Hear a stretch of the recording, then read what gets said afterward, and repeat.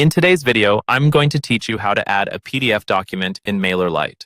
We'll walk through the process step by step so that by the end, you'll know exactly how to get your PDF into your Mailerlite account and ready to share in your emails or automations.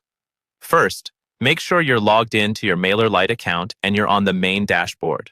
This is the central hub where you can access all of your campaigns, subscribers, forms, and your file storage.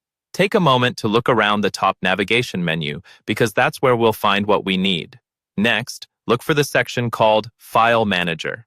Depending on the layout you're using, it might be under a menu like Settings, or you might see it directly in the main navigation.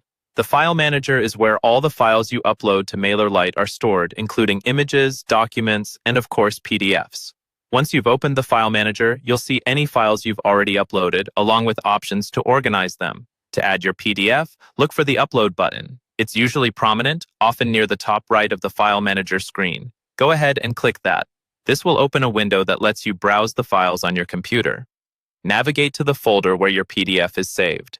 It's a good idea to have your file prepared beforehand with a clear name, something that describes the content so you can easily recognize it later. When you've found the correct PDF, click on it, then confirm the selection to start the upload.